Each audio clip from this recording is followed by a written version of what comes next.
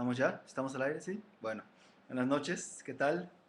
Hoy 23 de septiembre. Muy buenas noches a todos. Bienvenidos al programa de hoy de Budas Amigo. Vamos a comenzar hablando sobre el texto de Chandrakirti que se llama el Madhyamika Matara, una entrada, una introducción al camino medio. Entonces voy a dar una pequeña explicación el día de hoy sobre este texto para estudiarlo en los siguientes eh, meses, ¿no? 3, 4 meses, vamos a estar estudiando este texto. Gracias por conectarse, creo que están varios conectados de varios lugares, como siempre, muchas gracias. En el chat están algunos solamente, me parece. Saludos a Chihuahua, Venezuela, okay, todos los que están conectados por ahí, muy buenas noches. Y Colombia, están ahí conectados, Chile, me parece, Estados Unidos, bueno, México, desde luego, ¿no? Bueno, buenas noches. Vamos a hacer unos minutos, no nada más, unos segundos, unos momentos nada más de meditación, de aquietamiento mental. Lo que consiste esta primera práctica, lo que vamos a hacer es nada más sentarnos con la espalda recta y ajustar nuestra motivación. Asentar nuestra motivación, recordar por qué estamos aquí e intentar generar una aspiración positiva de estar aquí reunidos el día de hoy estudiando este texto. Entonces, no, simplemente cada quien cuando estén sentados, ¿no? En su computadora, en su cama o en su escritorio, donde estén sentados, tómense unos momentos para pensar que aquello que escuchemos, reflexionemos, meditemos, puede ser de utilidad para nosotros, para desarrollar nuestro potencial, para trascender nuestras limitaciones. Todo esto con la finalidad de ser de mayor beneficio a los demás.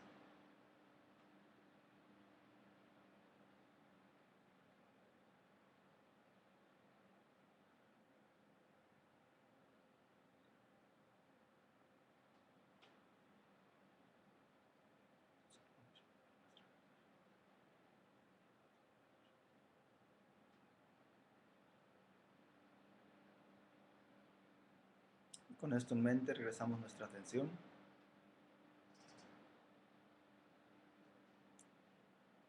Muy bien. Bueno, pues bienvenidos todos otra vez.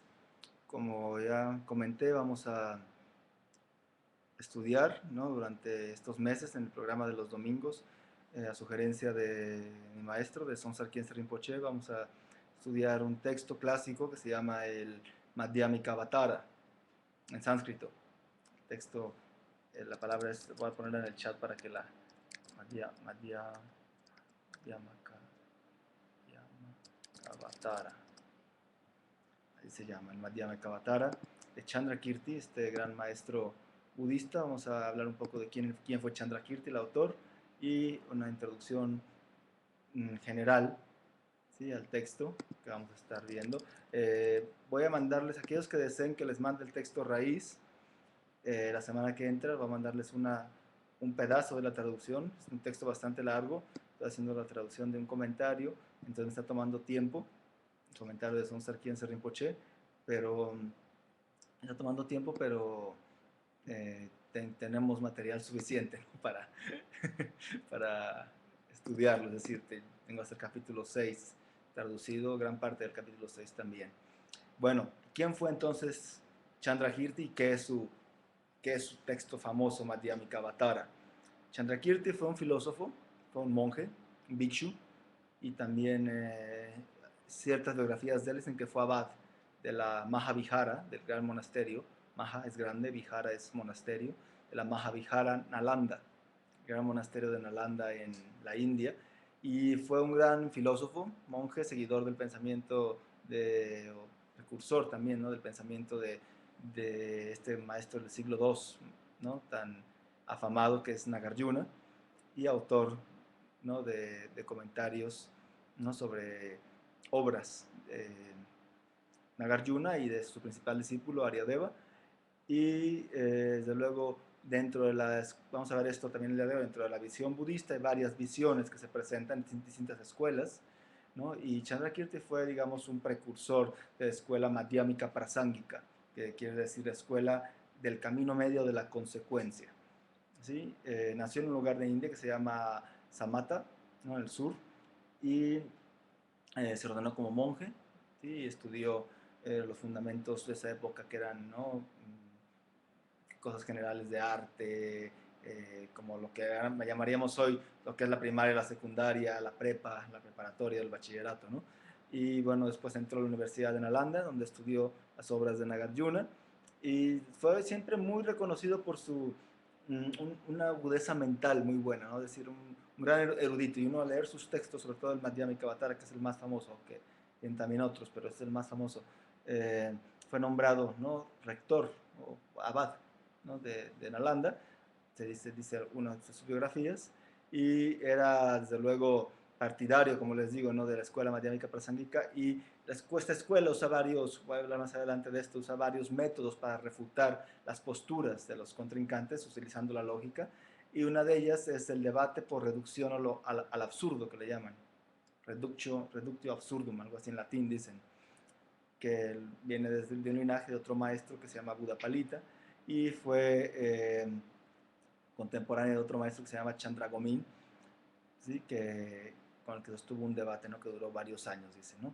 Entonces, desde los distintos ángulos podemos ver que Chandrakirti nos dejó un legado muy importante, que es el texto, un comentario al Madhyamika, que se llama, Madhyamika quiere decir camino medio, y el texto de Chandrakirti se llama Madhyamika Avatara, Madhyamaka Avatara, que es un comentario, ¿sí? sobre el texto de Nagarjuna que se llama Mula Madhyamika Karika, ¿sí? Mula Madhyamika Karika, ¿sí?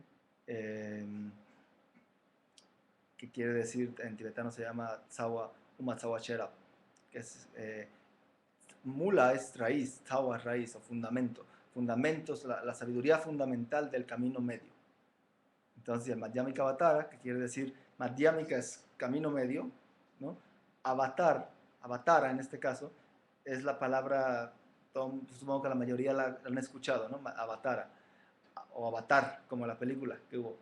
Avatar quiere decir, eh, tiene muchos significados, pero en este caso quiere decir entrada. Como el texto de Shantideva, Bodhicharyavatara, Bodhisattva Charyavatara, Bodhicharyavatara, ¿sí? Es la misma palabra, avatar, quiere decir entrada. Entonces, Madhyamika Avatara quiere decir la entrada al camino medio, o introducción a la vía del medio, también se le puede llamar así. Que digamos que suplementa el texto de Nagarjuna, no porque le falte algo al texto de Nagarjuna, sino porque digamos que explica el texto de Nagarjuna. De una manera, es un comentario al texto de Nagarjuna, y desde luego no voy a entrar en mucho detalle porque Chandrakirti defendió, hubo un debate famoso entre Buddhapalita y Baba Viveka, dos grandes filósofos de la época, de la época de posteriores a Nagarjuna, ¿no? Seguidores del pensamiento del camino medio, y criticaba mucho Chandrakirti, digamos, la forma en la que presentaba los silogismos de Baba Viveka, seguía la escuela de Buddhapalita, y refutó otras escuelas, ¿no? Incluido las escuelas hinduistas y las escuelas budistas, ¿no? de esa época, y además se le acreditan también a Chandrakirti varios tratados, comentarios de textos del Tantra o del Vajrayana, eh, aunque dicen que algunos pues, estudiosos o eruditos occidentales dicen que fue un Chandrakirti posterior, que no fue de Chandrakirti, pero en realidad las obras tradicionalmente se le acreditan a Chandrakirti. Y la alabanza a Avalokiteshvara, y tiene muchos otros textos, ¿no? Chandrakirti. Y a pesar de que hay una distancia de varios siglos entre Chandrakirti y Nagarjuna, porque Chandrakirti no fue maestro discípulo directo de Nagarjuna, ¿no?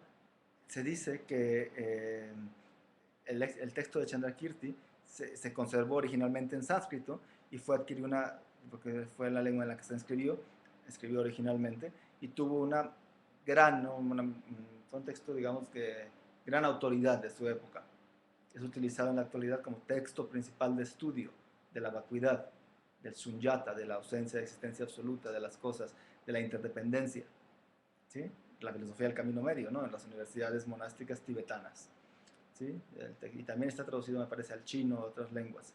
Entonces, tenemos, ¿no?, en nuestras manos, vamos a tener en nuestras manos, en nuestras computadoras, ¿no?, una joya de hace varios siglos, pero sigue siendo muy útil. Entonces, podemos sentirnos, ¿cómo decirlo?, afortunados y de luego contentos. Como decía el gran maestro tibetano Lama Tsongkhapa, cada vez que escuchemos el Dharma, tenemos nosotros que tener una sonrisa en los labios, recordando lo afortunados que somos de poder escuchar las enseñanzas, ¿sí? Entonces, bueno, esta es una introducción general, algo de historia, no quiero aburrirlos demasiado con datos históricos, ¿no?, del Madhyamika Avatara. Entonces, pero es básico que el texto, digamos, que tengan claro que es el texto, que quiere decir entrada al camino medio, quiere decir Madhyamika Avatara, o introducción al camino medio. Y citando, voy a hacer un plagio, ¿no?, del comentario de mi maestro, de Sonsar Khyentse Rinpoche, porque me parece fabuloso. Hace 2 años, 3 años, hace 3 años, Rinpoche me recomendó comenzar a estudiar de manera más profunda el Madhyamika, aunque siempre hay algo más que estudiar, ¿no? Pero es algo increíble. De hecho Rinpoche constantemente alaba esta visión, ¿no?, incluido su santidad el Dalai Lama y grandes maestros, ¿no?, de la tradición tibetana. Entonces, dentro del budismo, ¿por qué se estudia este texto? ¿Por qué vamos a comenzar a estudiar este texto en general y qué utilidad tiene en nuestra vida? Porque si ponen a ver que Chandrakirti, que Nagarjuna, que etcétera, etcétera, que Aryadeva, dicen esos señores fueron hace siglos, yo no sé qué tienen que ver conmigo. Vamos a ver, ¿no?, qué utilidad tiene en nuestra vida actualmente, hoy en el 2012, ¿sí?, después de varios siglos, y sobre todo, cómo puede aportar a nuestra práctica para desarrollar, ¿no?, un buen corazón, para desarrollar el potencial que tenemos, para eliminar las aflicciones, ¿sí? Entonces ¿por qué estudiar la visión madhyamika, el camino medio? Miren, en el budismo, como dice mi maestro en su comentario, es esencial, ¿sí?, la visión, ¿sí? La visión, ¿no?, es esencial tanto en la teoría como en la práctica. Y todas las escuelas budistas se fundamentan, las diferentes escuelas y caminos presentados por el Buda, se fundamentan en tener una visión correcta, es lo que lo sustenta. ¿Por qué? Porque el resultado del camino, la iluminación, ¿sí?, no es algo distinto al entendimiento de esta visión. ¿Sí? La visión es básica, es imprescindible para darle sentido a cualquier práctica. Prácticas desde afeitarse la cabeza, ¿sí?, en el caso de los bhikshus, las bhikshuni, los monjes, las monjas, por ejemplo, dejar de comer después del mediodía, ¿sí?, o no comer carne, hacer ofrendas de agua, circunvalar, hacer postraciones, etcétera, etcétera, ¿no? La visión nos dice, como dice mi maestro en su comentario, nos dice cuál es el motivo que tenemos para practicar. ¿Por qué? Porque ella en sí es el resultado. Es el resultado que buscamos obtener a través de llevar a cabo la práctica del Dharma. Sí, la visión es como dice en su comentario mi maestro, es como un muro de contención, ¿sí?, que nos ayuda a no desviarnos del camino, ¿no? Porque sin la visión el propósito del budismo se perdería, ¿no? Si deseamos llegar a un lugar, ¿no?, es prácticamente inútil emprender el viaje sin haber establecido la ruta, el rumbo. Entonces, de la misma forma, si queremos practicar la meditación y cualquier otra práctica, terminarán siendo, como llamaba Trungpa Rinpoche, materialismo espiritual, si no se establece primero la visión. Y muchas veces en los caminos espirituales esto sucede, no hay una visión. Están las prácticas, está toda la parte del método, de la compasión, pero no hay una visión de por qué existe la realidad, cómo existen las cosas. O la visión es bastante rebuscada, o una visión que no tiene que ver mucho con la realidad en la que vivimos, ¿no? Entonces el Buda, por su compasión y sus medios hábiles, ¿no? Nos muestra la visión. ¿Sí? Por ejemplo, el Buda mostró al inicio, cuando Siddhartha Gautama se ilumina Bodh Gaya y después viaja a Sarnath, Siddhartha Gautama ya el Buda, el despierto, lo que le llamaban ya ahí. Enseña en Sarnath, ¿recuerdan que enseñó en Sarnath el Buda? ¿Cuál fue la primera enseñanza del Buda? En el famoso sutra, el Dharma Chakra Sutra, ¿se recuerdan? ¿Alguien en el chat? ¿Sí? Exacto, Mike, las 4 nobles verdades, exactamente. ¿Sí? Enseña las 4 nobles verdades y el Buda nos enseña la verdad fundamental de que sencillamente todos experimentamos ¿qué cosa? Dukkha, sufrimiento. Pero no es que seamos ese sufrimiento.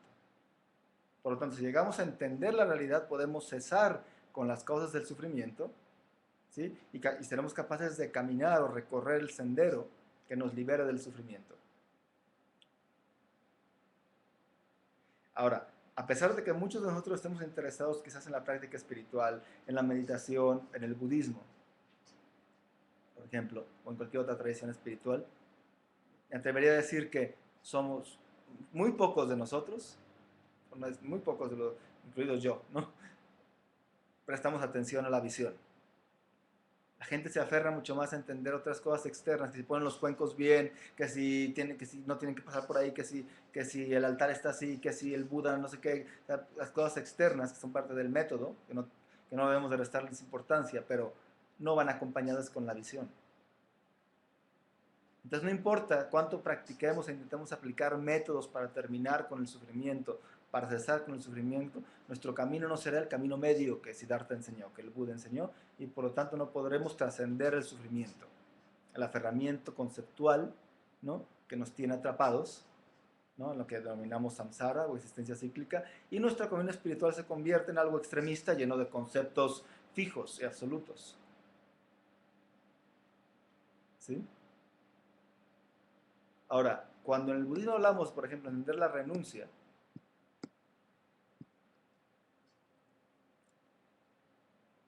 tenemos que renunciar, dicen, ¿no? Al samsara, al sufrimiento, al dolor, etcétera, etcétera.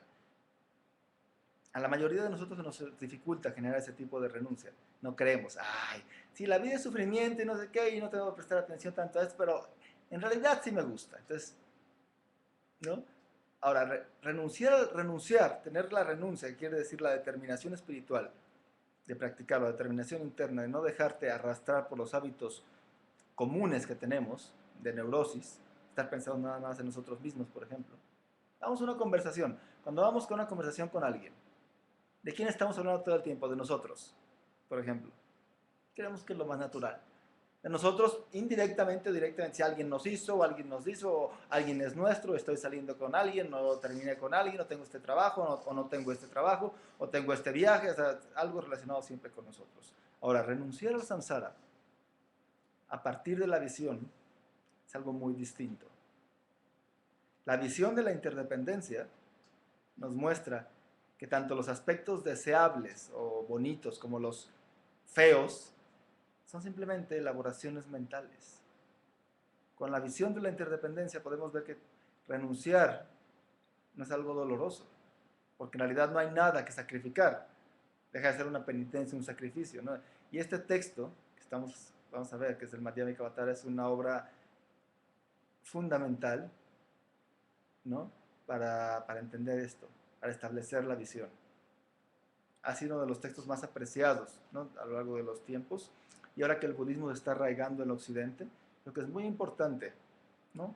Que prestemos mucha atención, como dice Rinpoche, al estudio y establecer de manera clara la visión.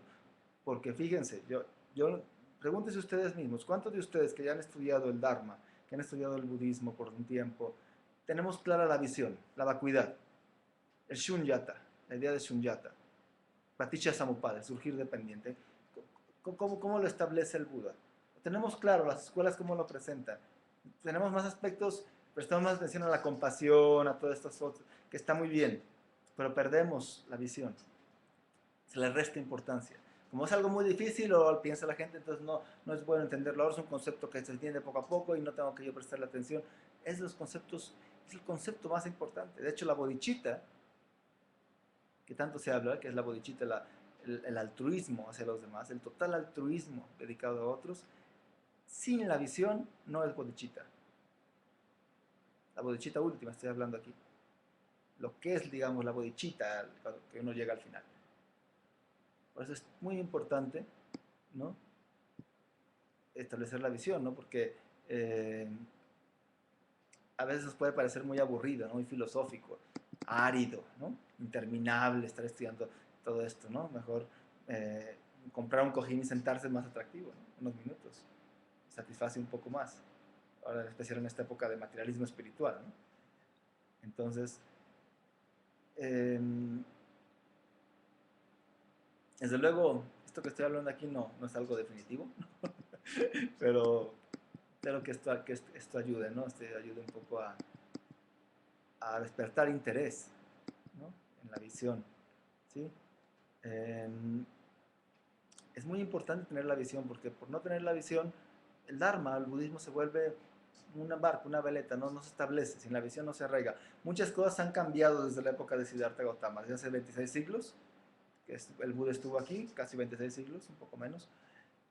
Han cambiado, por ejemplo, el budismo se ha trasplantado a otros lugares, se ha trasplantado a Tailandia, a Birmania, a Tibet, a Nepal, a Sri Lanka, a China, a Japón, al occidente, ¿sí? Y muchas cosas han cambiado externamente, que si el hábito tibetano es de un color, que si el hábito chino es de otro color, que si el Buda chino, Buda tibetano, Buda indio, etcétera, etcétera. Pero hay algo que no ha cambiado, ¿no?, desde que el Buda enseñó, que es la visión. Cuando el Buda habla de la visión, prácticamente habla de 4 cosas. Los 4 sellos de la realidad. 4 mudras o características de la realidad, que las tenemos que tener en cuenta. Si a un budista le preguntan cuáles son los 4 sellos y no sabe, no es que esté predicando el budismo, esa es la visión fundamental del budismo. Se comparte con todos los budistas. La tradición Theravada le llama los 3 sellos. El cuarto es el nirvana, que es la conclusión, la cesación de entender los 3 primeros. Sería el primero, dice anicca, todos los fenómenos compuestos son impermanentes. El segundo, dukkha, todas las emociones que provengan del aferramiento al yo producen sufrimiento. El tercero, anatman, dice, las cosas carecen de tener existencia absoluta, o la ausencia de identidad de las cosas. Y el cuarto, nirvana, ¿no? El nirvana no es un lugar, ¿no? Digamos, es el camino que está libre de extremos. Y todos podemos alcanzar el nirvana, todos los seres. Entonces, hasta ahora, se fijan en el budismo occidental, sobre todo el budismo tibetano, se ha puesto mucho énfasis en puntos como la meditación y como la devoción al guru. Y le hemos restado importancia a la visión, es lo que dice mi maestro. Bueno, ciertos maestros como por ejemplo Su Santidad el Dalai Lama, no. Constantemente, el Dalai Lama, dice Sonsar Khyentse Rinpoche en su comentario, el Dalai Lama cuando habla, el 14º Dalai Lama, es un ejemplo perfecto de un Madhyamika Prasangika, de un filósofo Madhyamika Prasangika. En cuanto el Dalai Lama habla, él habla, ¿de qué sale de su boca? Nagarjuna, Chandrakirti, Aryadeva, ¿no? Todas las cita siempre la visión. Es increíble, siempre habla de la compasión, pero acompañada de la visión. Entonces, el estudio de este texto nos ofrece métodos de análisis profundos para poder establecer cada uno de nosotros la visión correcta, ¿sí? Y contar con esta visión, pone un ejemplo muy bueno en el comentario, un maestro dice, contar con esta visión sería como querer viajar a París, vamos a poner, dice a París, pero vamos a poner querer viajar a la ciudad que les quede cerca, ¿sí? A México, a Caracas, a Bogotá, a Santiago, a Houston, donde estén, ¿sí? Querer viajar a Houston y además saber cuál es el camino correcto para llegar a Houston. Entonces, supongamos que vamos a viajar con un guía, ¿sí? Una persona que ya conoce el camino, pero de repente nos sentimos un poco inseguros al respecto. Si sabemos dónde está Houston, no importa si el guía nos conduce por un atajo o por carretera o a través de un bosque, ¿sí? Incluso se muestra nerviosismo, dice el ejemplo, pero tenemos la confianza que él sabe, ¿sí?, que va en la dirección correcta. Entonces, fíjense, en nuestros días las personas nos muestran mucho más interesados en otros temas, ¿no? Acerca eh, de la práctica espiritual, y no muestran interés en qué dirección hay que tomar. ¿Sí? Las personas no se muestran muy interesadas en conocer más acerca de la dirección que hay que tomar. Como dicen, encuentran inspiración en el automóvil, ¿sí? O en su guía, en el chofer. Pero si no tenemos el mérito, de verdad que necesitamos saber exactamente hacia dónde nos dirigimos para alcanzar el resultado. Porque podemos tener el carro y tener plena confianza en el chofer, y si él no tiene ni idea de dónde va a ir. ¿Sí? Muchas veces dice mi maestro que escuchamos hace poco, en verano, estábamos escuchando enseñanzas allá en Bir, en India, en Deer Park. Decía él, seguro aquí en los cafés de Bir la gente empieza en sus pláticas de café diciendo, no, descansa en la naturaleza de tu mente, dice, reposa en la naturaleza de tu mente. ¿Sí? Son palabras agradables para nuestros oídos, ¿no? Wow, claro, hay que descansar en Ripa o la luz clara o lo que sea.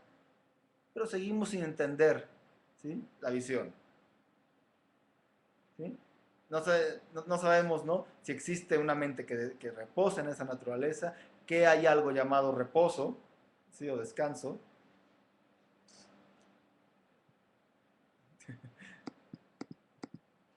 Lo del chat es que luego me pierdo, creo que se está transmitiendo bien, sí. Que hay algo llamado reposo o descanso, ¿no? Y que dicho reposo es algo posible, ¿sí? Morar en la naturaleza de la mente es algo posible.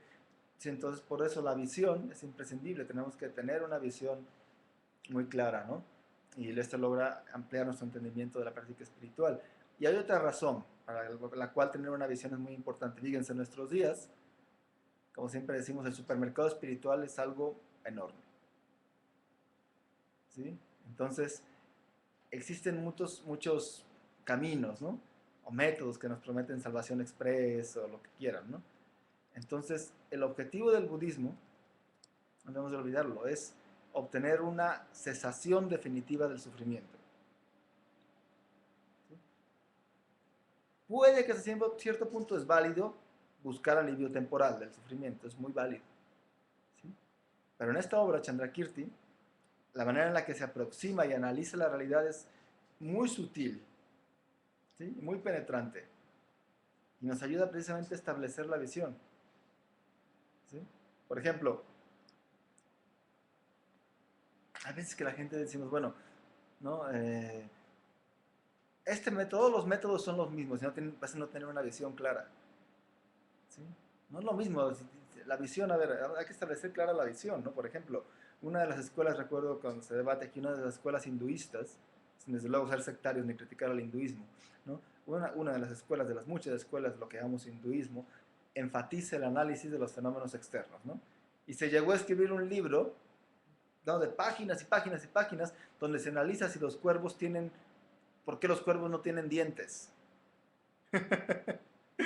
¿No? O sea, desde el punto de vista de Chandrakirti o del budismo, es algo completamente inútil. Entonces, imaginemos ya, tenemos un libro así, ¿no? Que tenemos que leerlo, ¿no? Descubrimos que los cuervos tienen dientes, ¿qué tendría utilidad eso? Entonces, es algo sumamente práctico, ¿no? Entender la visión del camino medio. Gracias a estos argumentos podemos darnos cuenta del grado de nuestra ignorancia.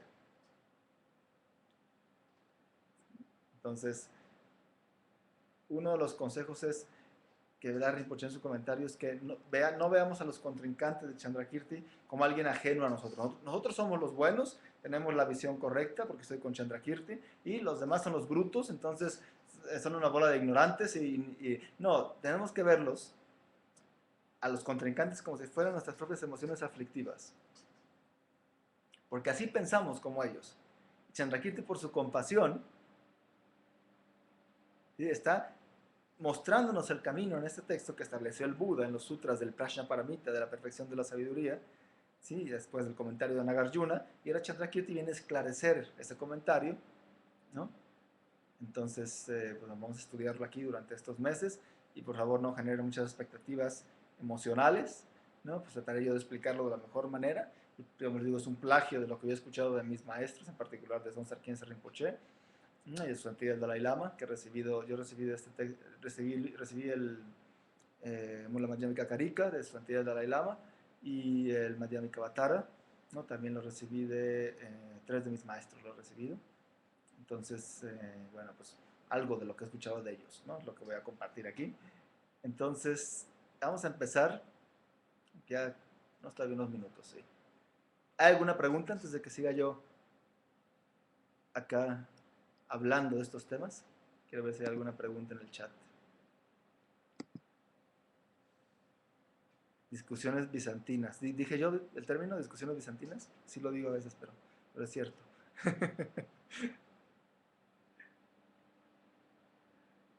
¿Hay alguna pregunta?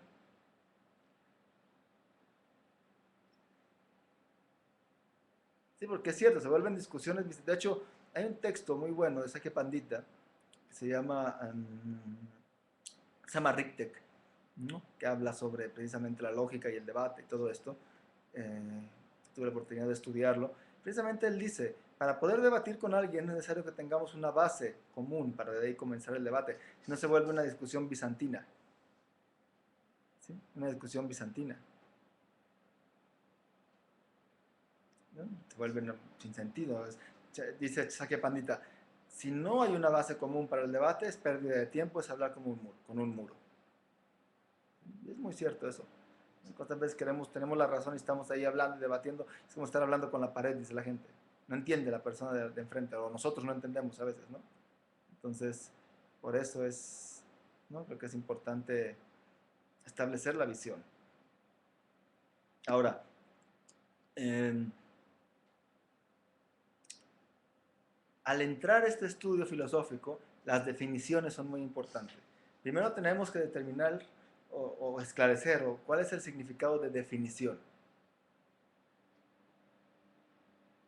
Porque si no nos vamos a poner de acuerdo. ¿Sí?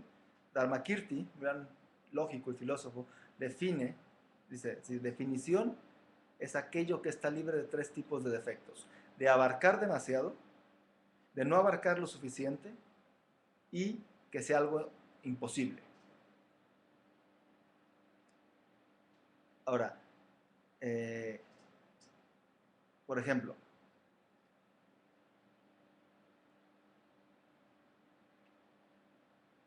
una definición cuando se debate, cuando uno se debate tiene que dar la definición.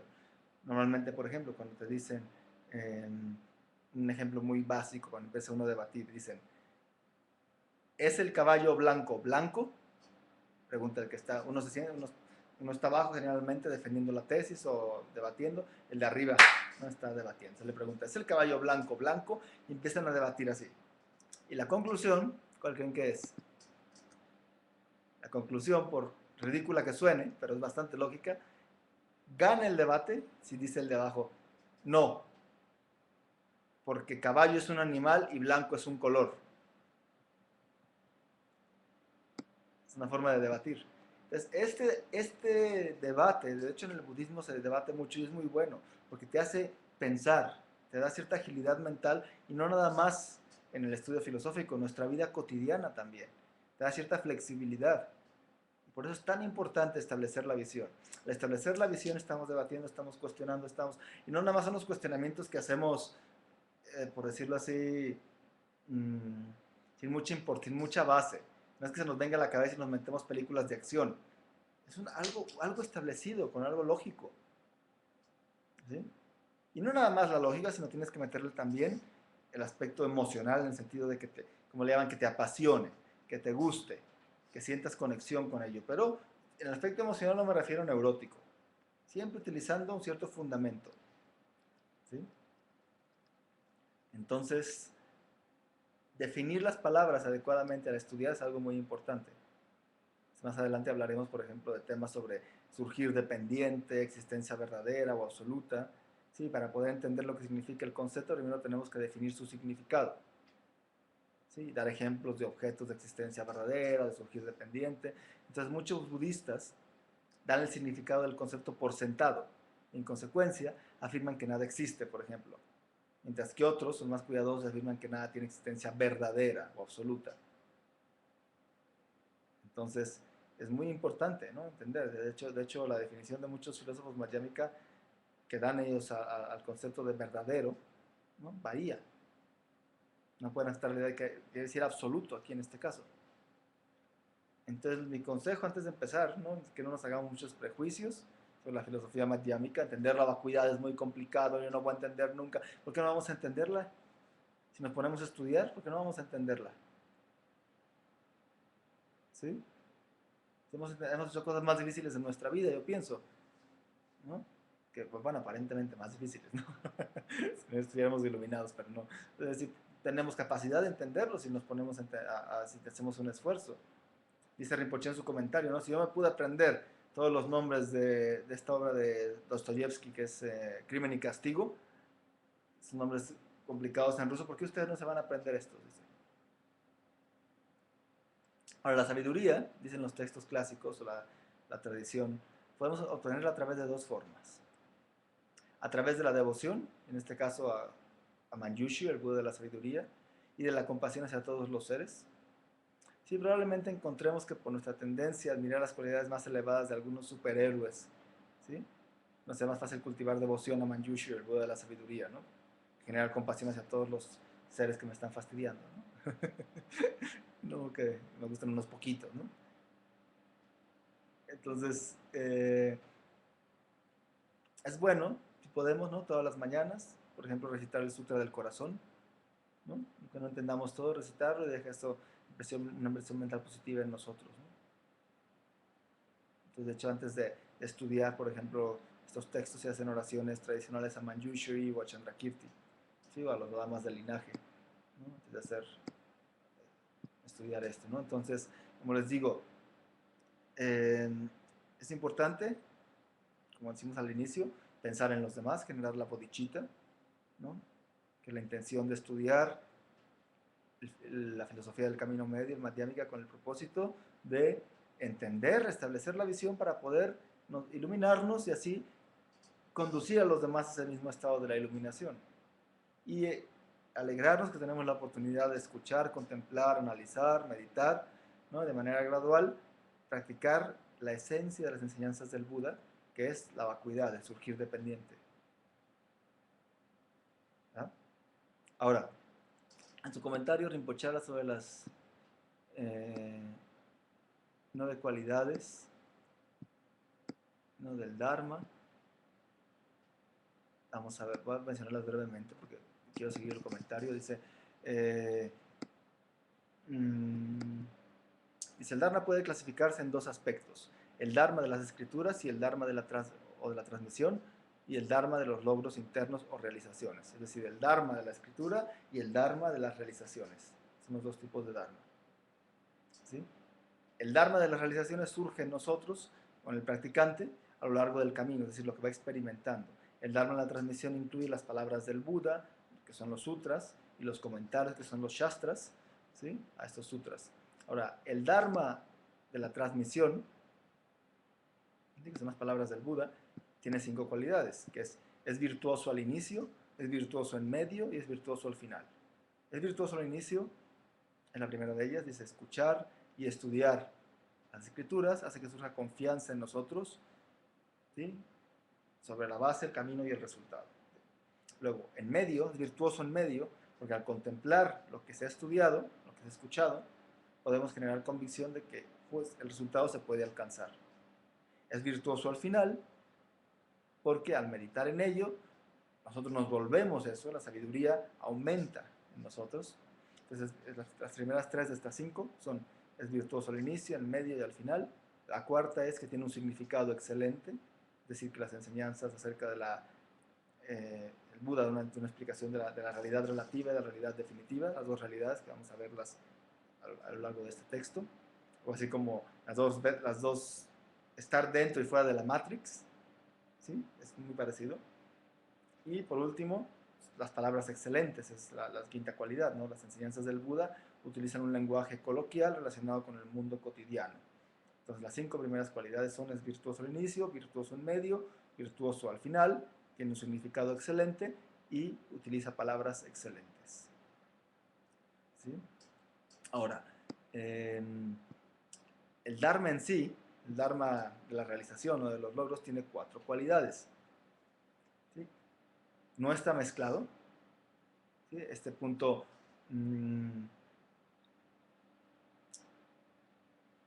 no guarda tanto relación con el estilo, dice el comentario de la enseñanza, sino que se presenta de manera clara.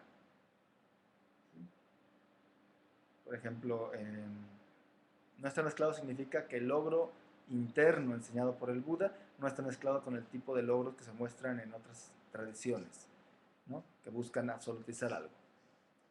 Entonces, Majepa en tibetano lo decimos. ¿Sí? Es decir, eso que no está, carece o sea, sin ofender, sería al contrario a estas nuevas tendencias que hay que agarran un poquito de aquí, poquito de acá, poquito de hacen un champurrado de todo y lo mezclan, ¿no? Y ya presentan el camino, ¿no? Entonces no está mezclado, se establece claramente el camino y la visión. La primera, no está mezclado, Madrepa. La segunda es que es completo, ¿sí? Cuenta con un método completo para eliminar los oscurecimientos, el sufrimiento.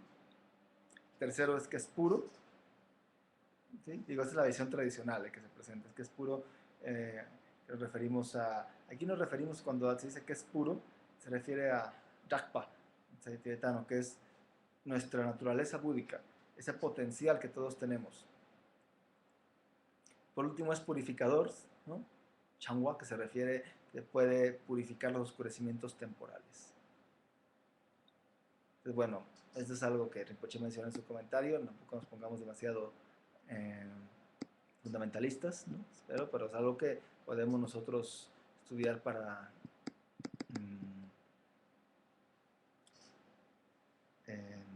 animarnos, ¿no? Ahora, en este tipo de textos, en especial los comentarios, es común que citen las palabras del Buda. El Buda dijo en tal y tal, se citan los sutras. ¿Sí? Sin embargo, fíjense en el debate, hay dos formas de debatir, a través de la lógica y a través de citar las escrituras. Pero cuando el oponente no sea budista, no sirve citar las escrituras, dicen. No sirve de mucho citar la escritura. Por eso cuando hay debates en las religiones y citan la escritura, el budismo lo ve eso como, o sea, con todo respeto, lo ve como una falta de sentido común. No tiene sentido yo citar la escritura budista a alguien que no sea budista, porque no tiene autoridad para esa persona, ¿no? No tiene sentido, ¿sí? Ahora, casi todos los comentarios, incluyendo esta obra que estamos estudiando, el Madhyamika-Avatara, la entrada al camino medio, se apoyan en uno o varios sutras. En este caso, en el texto del Madhyamika-Avatara, Chandrakirti respalda su obra en el Dashabhumika Sutra, que se llama el Sutra de los 10 Bhumis, los 10 niveles, que explica el camino de los bodhisattvas, como el bodhisattva recorre 10 Bhumis, ¿no? Y eso es importante recordarlo porque cuando vamos a debatir más adelante con la escuela de la mente, la escuela Chittamatra, muy buena escuela, unos filósofos, ¿no? Difíciles de derrotar, ¿sí? Entonces ellos citan el Dashabhumika Sutra, ¿no? Entonces esto nos sirve como apoyo cuando la escuela Chittamatra, que es quizás el mayor oponente del Madhyamika-Avatara, ¿no? Citará este sutra, lo utiliza para contradecir a Chandrakirti o a la escuela madhyamika, ¿sí? Porque, por ejemplo, la escuela Chittamatra habla de la escuela de la mente. Chitta es mente, Matra es solo mente, la escuela solo mente o la escuela de la mente, ¿sí? Por ejemplo, en Dashabhumika Sutra, ¿no? Cita, ¿no? Dice algo así como que los bodhisattvas, dice que el Buda le dice a los bodhisattvas, oh bodhisattvas, todos los 3 reinos son mentales, no son más que la mente. Entonces hay un debate sobre esto, ¿no? Que se está refiriendo el Buda. Entonces veremos que Chandrakirti evita caer esa clase de negaciones, ¿no? De extremos. Entonces vamos a ver aquí, con esto concluimos, aunque aquí comienza el comentario, el título del texto. Yagar. Sí, en la lengua de la India. ¿Sí? En la lengua de la India, ¿no? Eso ya es garantía. Como dice Rinpoche, eso es garantía. ¿No? Su comentario consta, eh, digamos que ya es garantía porque viene del budismo indio, indo-tibetano, ¿no? En este caso, porque viene de la India, ¿no? Estos grandes maestros de esa época, ¿no? Grandes filósofos. Desafortunadamente, cuando se estudia la filosofía occidental, ¿no? O filosofía en Occidente, se le resta importancia a la filosofía asiática. Grandes maestros como Nagarjuna, como Chandrakirti, ¿no? Que han aportado tanto y se desconocen. Son más famosos, por ejemplo, Charles Dickens o estos grandes... a veces dicen, ¿por qué Chandrakirti no escribió poesía? Sería al menos recordado como este otro Oscar Wilde, que estudió también escribió cosas. ¿Quién más? Dickens y todos estos famosos, ¿no? Víctor Hugo, ¿quién más? Alan Poe. Entonces, el comentario consta de dos partes, el camino medio, madhyamika, y la forma como se presenta dicho camino. Ahora, el título, Introducción al Camino Medio, aquí puede referirse a dos cosas. A la filosofía del Camino Medio a nivel definitivo, es decir, la naturaleza absoluta, por llamarlo así, la naturaleza total, libre de todo extremismo conceptual que todos tenemos. ¿Sí?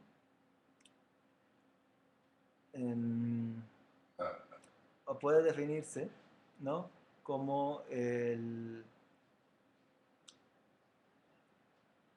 la presentación o la introducción, ¿no? Al método, es un comentario al Mula Madhyamika Karika de Nagarjuna, ¿sí? El cual a menudo es considerado el texto raíz de la filosofía madhyamika, ¿sí? Esto se sabe porque Chandrakirti escribió un comentario acerca de su propia obra, ¿sí? Entonces, dicho otro comentario no analizó, en dicho otro comentario, digamos que explica, ¿no? El Madhyamika Avatara, ¿sí? Entonces, bueno, Nagarjuna, que habla sobre Nagarjuna. Nagarjuna fue un gran filósofo, desde luego que dice, no se sabe mucho de Nagarjuna, aunque a menudo se le describe como el padre de la filosofía budista. Vivió en la India entre los siglos primero y segundo, ¿no? Después de la era común, alrededor de 400 años después del Buda. Y el Buda, de hecho el Buda habló sobre Nagarjuna, dice, ¿no? Dice, cuando yo muera, en un lugar de Beti habrá un gran monje que parte de su nombre será Naga, decía él. Y él precisamente destruirá los conceptos de la existencia y de la inexistencia. De hecho, cuando su santidad el Dalai Lama recibió el Premio Nobel de la Paz, la frase que dice, si se fijan ustedes, busquen en el YouTube, lo llaman, ¿no? Y antes de recibir el premio, lo recibe y antes de hablar su discurso, junta las manos, ¿no? Y dice una frase en tibetano que es, Kangi tu senisune, tawa tanche papishin, dapishoni tesepi, gotam tela chakselo, ¿no? Kangi tu senisune, tawa tanche papishin, dapishoni tesepi, gotam tela chakselo. Quiere decir, me postro ante Gautama, de Buda. Es de Nagarjuna esta frase. Me postro ante Gautama, que con un corazón lleno de amor y bondad impartió las enseñanzas del Dharma para que pudiéramos abandonar cualquier visión. ¿Sí? Bueno, en falsa, en ese sentido, ¿no?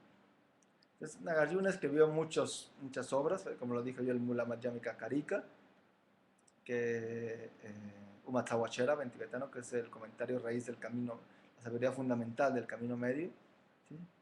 Que dicen aquí que lo escribió para debatir con hinduistas y con otros budistas también.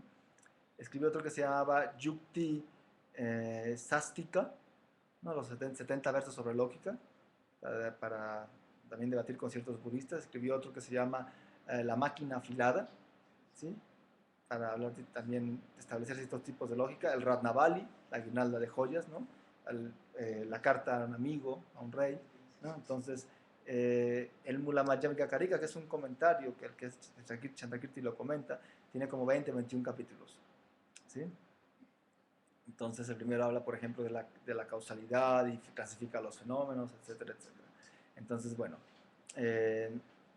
dentro de esta obra, ¿no? La traducción literal del tibetano, ¿no? Madhyamika Avatara, entrada al camino medio, ¿sí? Entonces, vamos, bueno, no quiero entrar ya directamente al texto. Quiero hacer ahorita un cierre ya, ¿no? Para, ¿no? Ha habido varios comentarios, ¿no? La Madhyamika Karika de Nagarjuna, ¿sí? Entonces, 8 panditas de la India están registrados que escribieron comentarios del Mula Madhyamika Karika, este Shastra o comentario. Entre ellos es el Madhyamika Avatara de Chandrakirti. Y está también la luz del Mula Madhyamika Karika por Buddhapalita, uno de Buddhapalita, uno de Baba Viveka, un comentario de Gunamati, un comentario desde luego de Chandrakirti. Hay dos, Chandrakirti también, Prasanapada y el Madhyamika Avatara, ¿sí? Gunasri es otro, ¿no? Entonces, bueno, y hay, de hecho hay otro muy importante, Aryadeva, escribió las 400 estrofas del Madhyamika, donde enseña también la visión y la acción, ¿sí?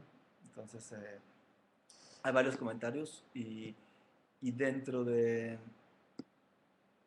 la visión del budismo tibetano encontramos también del comentario de Chandrakirti, hay varios comentarios, ¿no? Los más famosos dentro del budismo tibetano está, por ejemplo, el comentario de Rendawa, ¿no? Que fue maestro de Tsongkhapa, la tradición Rendawa de la tradición Sakya. Luego está el comentario de Tsongkhapa, Umagompa Rapsel, el fundador de la escuela Gelug.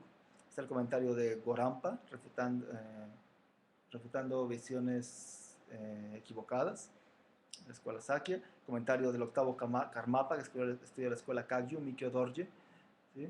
Comentario de Mipam Rinpoche, también excelente. Entonces hay varios también comentarios, ¿no? Ahora, Rinpoche su comentario usa Gorampa, que es la tradición Sakya, que también otro maestro de la escuela Nyingma Shenga Rinpoche también cita, y también cita versiones de Tsongkhapa y Rendawa. En fin, cerrando, la escuela, digamos que el budismo, el Buda enseñó varias escuelas, o sea, varias visiones, no varias visiones, varias formas de aproximarse a la visión de manera gradual. Entonces, habló de 4 escuelas, que sería la escuela Vaibhashika. Voy a explicarlas más adelante en las siguientes clases, pero ahora para que tengan una idea. La escuela Vaibhashika, que es la escuela, digamos, de la gran exposición, la escuela que utiliza un sutra en particular que se llama la escuela sautántrica, la escuela Chittamatra, la escuela de la mente, y la escuela Madhyamika, la escuela del camino medio. Cada una tiene sus subescuelas, pero digamos que esas son las visiones principales. 2 de ellas son consideradas escuelas inferiores, no inferiores en el sentido peyorativo, sino que pertenecen a lo que llamamos el vehículo individual, o Hinayana se le llama a veces, pero más bien llamémosle el vehículo individual, no Hinayana, Vaibhashika y Sautántrica. Y 2 de ellas, Mahayana, Chittamatra y Madhyamika. Entonces todas se sustentan como la escuela del camino medio, ¿no? Después de todos, ¿quién no quiere ser la mamá de los pollitos, ¿no? ¿Quién no quiere ser el mejor? Pero una refuta a la otra, los fundamentos de una van refutando a la otra, es lo que vamos a estar estudiando aquí. Y estas visiones que proponen cada una, por ejemplo, la escuela Vaibhashika, muy interesante la visión que propone, la visión que llamamos de la verdad última, que dicen es cualquier cosa que ya nos pueda dividir, tanto mental como física, ¿no? Y esta la refuta la escuela sautántrica. Luego a la escuela Chittamatra refuta la escuela sautántrica, la escuela Madhyamika refuta la escuela Chittamatra, ¿no? Y así vamos a ir viendo. Pero luego, gran influencia de lo que voy a estar diciendo aquí tiene, digamos que está aquí infiltrado, ¿no? La escuela de la visión madhyamika, porque es la que se estudia en el budismo tibetano, como se presenta como la máxima de todas, pero vamos a intentar estudiarla, ¿no? De manera abierta y ver cómo tiene esto sentido en nuestra vida, porque aunque sean nombres que no entiendan, quizás de momento, van a ver cómo la visión que proponen son muchas de las visiones que hay a nuestro alrededor. ¿Sí? Y no nada más refuta las visiones budistas, sino otras visiones también que hay en nuestra vida actual, que aunque quizás no le llamen así, ¿no? Cuando nosotros querramos entender algo, vamos a saber a qué se están refiriendo, porque la forma de presentar, el marco mental de presentar, por ejemplo, las religiones teístas, por ejemplo, las religiones monoteístas, ¿sí? Que son las 3 principales, el judaísmo, el cristianismo y el islam, por llamarlo así, ¿sí? Se refuta, Chandrakirti la refutar algunas escuelas hinduistas que tienen ese mismo marco mental. Y no lo refuta diciendo que están mal o que son malas, no, que ayudan a muchas personas. Lo que está haciendo es, acuérdense, Chandrakirti es un practicante mahayana, tiene compasión. Lo que está buscando es que tengamos claro el camino. Y si eso nos ayuda, podemos tomarlo. Si eso no nos ayuda, no hay problema, ¿no? Entonces vamos a estar estudiando este texto a nivel filosófico, a estar hablando un poco de debate, se va a poder debatir aquí en el chat, aunque no sé pues tanto podamos debatir. Voy a ver ya preguntas para que, antes de cerrar. ¿Hay alguna pregunta?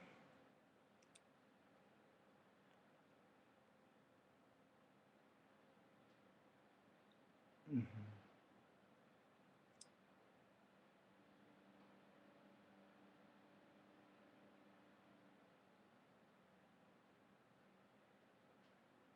Dice, purificar un oscurecimiento mental quiere decir eliminarlo o simplemente saber que está ahí y no tiene existencia inherente.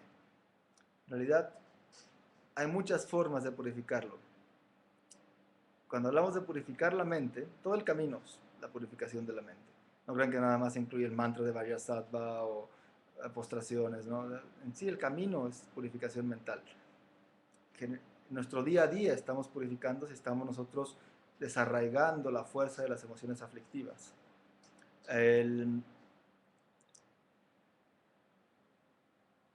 Al decir purificarlo, nos podemos referir tanto a ir disminuyendo su intensidad o su fuerza, como a eliminarlo por completo. Es la purificación parcial y la purificación total. ¿Sí? Hay la cesación parcial, por eso son los antídotos temporales que hay para las emociones aflictivas, y la cesación, digamos, todo el método, la parte del método en eh, la que tanto interés se pone a veces en Occidente, es la purificación temporal. Hablamos que contra el apego meditas en el amor y la compasión, contra el enojo, la paciencia, etcétera, etcétera. Todo eso es antídotos parciales.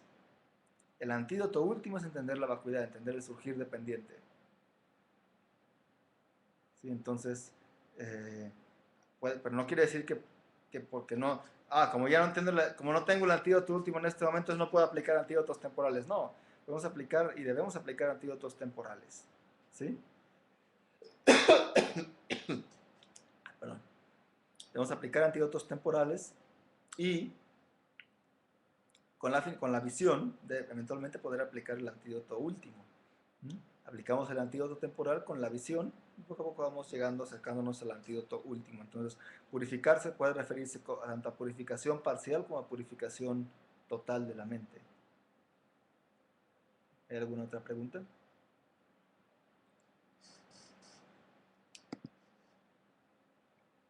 Para de manera auspiciosa voy a empezar, ¿sí?,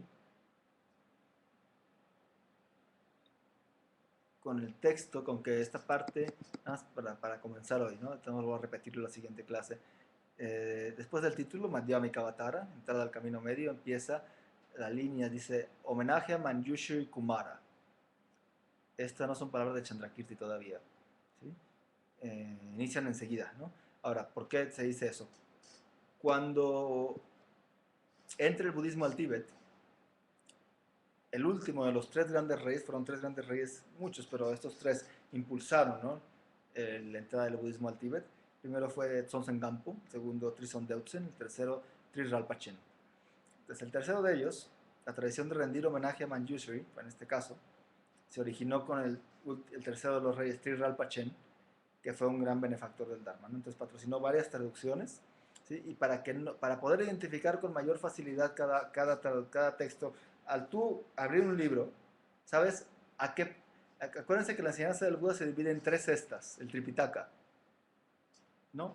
La cesta, tres, Pitaka cesta. Originalmente se guardaban en cestas, ¿no? Por así se llamaban. La cesta del Vinaya o de la disciplina, la cesta del Sutra, de los discursos, y la cesta del Abhidharma, ¿sí? Entonces, al tú abrir un texto, ¿no?, un comentario, ves el homenaje que pusieron los traductores tibetanos, identificas a qué cesta pertenece. Por ejemplo, si el texto comienza diciendo, rinde homenaje al Buda, el omnisciente, pertenece al Vinaya, porque el Vinaya es, digamos, asunto del Buda, es decir, no, el Buda lo estableció, las reglas de disciplina, y solamente él puede cambiarlas, por llamarlo así, ¿no? Y el Vinaya no nada más se refiere a las reglas monásticas, no se confundan. Habla de los votos laicos, de los votos de monjes y laicos, la ética, la disciplina, la moralidad, todo esto. Habla el Vinaya. Si dice homenaje al omnisciente, al Buda, pertenece a la disciplina, al Vinaya, a la base del camino. Si el texto dice homenaje a los Budas y Bodhisattvas, pertenece a la cesta del sutra. Habla sobre la concentración, sobre la meditación, los resultados para generar concentración, etc. Y si el texto comienza diciendo rindo homenaje a Manjushri, habla de la Abhidharma, ¿sí? Hablan sobre la ausencia de dualidad, la ausencia de identidad, la vacuidad, etc. Te rindo homenaje a Manjushri. Entonces este texto, por lo tanto, rindo homenaje a Manjushri Kumara, hace referencia a el Abhidharma. Vamos a hablar, ese texto, aunque abarca todo, en particular se centra en el establecimiento de la visión. ¿Ok? Entonces, por tradición, las enseñanzas en las escuelas budistas se organizan, ¿no?, de la siguiente manera, ya que ¿no?, crean 4 dudas necesarias que disipan 4 innecesarias. Si un texto no posee estas 4 cualidades, no existe ninguna razón para estudiarlo, dice, no practicarlo. Entonces, el primero es el tema. Voy a hablar de esto en la siguiente clase. El tema, el propósito último o definitivo y el vínculo. Ahora, dice Rinpoche un ejemplo en su comentario. Dice, si una persona pide un vaso de agua, el tema es el agua. El propósito es que al articular esas palabras, la otra persona entienda lo que se le está pidiendo. El propósito último es obtener el vaso de agua, ¿sí?, para poder saciar su sed. Así que debe de existir un vínculo entre el tema y el propósito último, el propósito último y el tema. Están como conectados todos. Entonces, voy a hablar más adelante, ¿no?, en la siguiente clase sobre esto es muy interesante. Pero bueno, quise nada más hablar sobre rindo homenaje a Manjushri Kumara, así empieza el texto. ¿Sí? Fundamental, ¿no? Y después entra Chandrakirti, ¿no? Dice, los Shavakas y los Pratyeka Budas nacen del rey de los sabios, el Buda.